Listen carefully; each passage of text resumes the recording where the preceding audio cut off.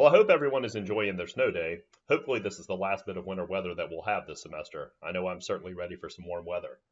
In the interest of maintaining our pace in the course, I've put together this video to pick up where we left off on Monday. We'll first begin by making adjustments to the closed level loop that we have already prepared notes for, and then we'll prepare a set of leveling notes for an open level section. On Monday, we prepared differential leveling notes for a closed level loop that begins on benchmark mill at the top of a hill, establishes an elevation at a benchmark oak near the bottom of the hill, and then makes a return to the beginning benchmark in order for us to compute the misclosure of the level loop. These are the differential leveling notes that we put together in Monday's class. Note that the known elevation of benchmark mill is 2053.18. However, based on our field measurements, when we closed on this benchmark, we determined a field elevation of 2053.21. Clearly, we have misclosure.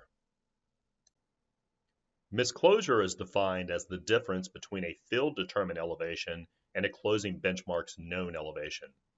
Note that for a closed level loop, as is the case here, misclosure can also be determined by computing the difference between the summed backside and foresight values for benchmarks and turning points. In this example, we don't have side shots present, but if we did, we would exclude them from this analysis. For low precision leveling, the allowable misclosure is computed as a function of the number of times that the instrument is set up, defined as variable n. Note that we have one column, HI, dedicated in our leveling notes exclusively to tracking this. In this example, we have a total of 7 unique instrument setups. Before we begin making adjustments to our differential leveling notes, we must first determine if our actual misclosure is within an acceptable range. Note that for low precision leveling, as is the case here, we compute the allowable misclosure in units of feet as 0.02 times the square root of n, once again n being defined as the number of times the instrument is set up. Once we have determined that our actual misclosure is acceptable, we can then move on to the next step, which is adjusting our field recorded elevations. This adjustment is made based on an incremental adjustment defined as delta and computed as the actual misclosure divided by the total number of instrument setups. This adjustment process is predicated on the assumption that an equivalent amount of error is incurred at each individual instrument setup. Note that when making these adjustments, sign is important. In this case, we had a field-determined elevation of 2053.21, contrasting with a known elevation of 2053.18. Therefore, our field-determined elevation is too high and our adjustments must be downward or negative. In this example, based on 7 unique instrument setups, we compute an allowable misclosure of 0.05 feet. Comparing this to our actual misclosure, 0.03 feet, indicates that we are within an acceptable range and therefore can apply the adjustments to our computed elevations. Our incremental adjustment, delta, is computed as our actual misclosure, 0.03 feet, divided by the number of instrument setups, yielding for us an incremental adjustment value of 0.0043 feet. At instrument setup 1, we apply this correction. At instrument setup 2, we apply 2 times this correction. At instrument setup 3, we apply 3 times this correction, until eventually at our final instrument setup, we are adjusting the full misclosure value of 0.03 feet.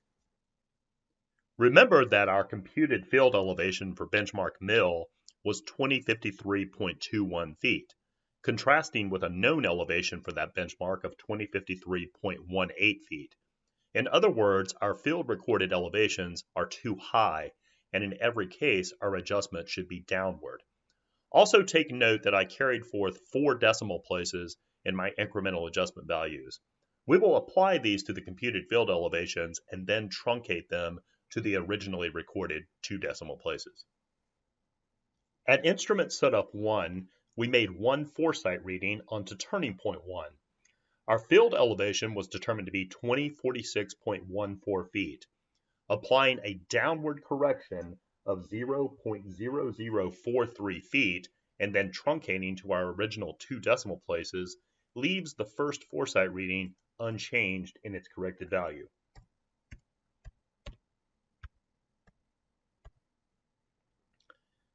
Moving ahead to instrument setup number 2, again, we made one foresight reading onto turning point 2. Our field determined elevation at turning point 2 is 2038.45. Here we apply a negative correction of magnitude 0.0086 feet, which in fact does change our elevation at turning point 2, which now becomes 2038.44 feet.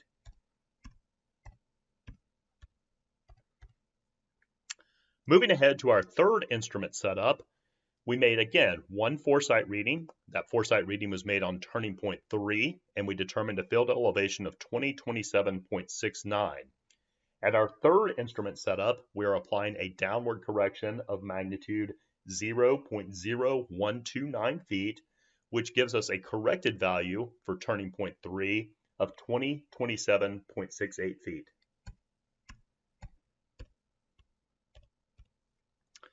Moving ahead to our fourth instrument setup.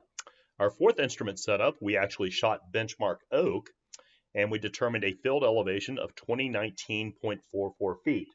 This being our fourth instrument setup, we're applying a downward correction of magnitude 0.0172 feet, which changes our elevation to 2019.42 once we truncate to 2 decimal places.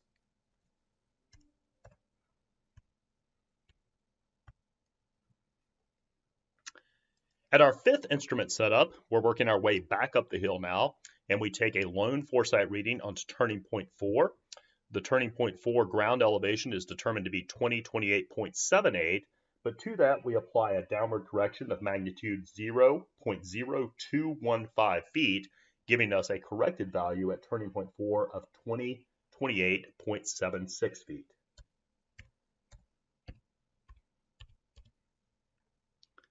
Moving ahead to our sixth instrument setup, we made a foresight reading on turning point 5.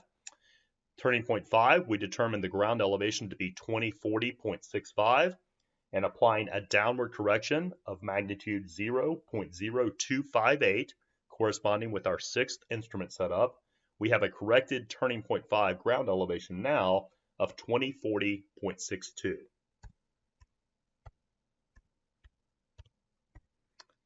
And then finally, from our seventh and final instrument setup, we made a foresight reading onto our original benchmark mill, and we determined a field elevation of 2053.21 feet.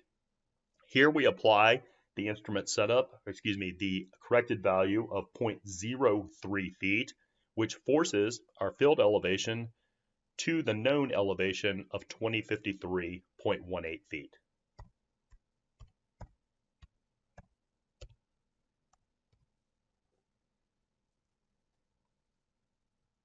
Our elevations have now been adjusted, and we have forced closure onto benchmark mill by adjusting downward our field elevation of 2053.21 feet to its known elevation of 2053.18 feet.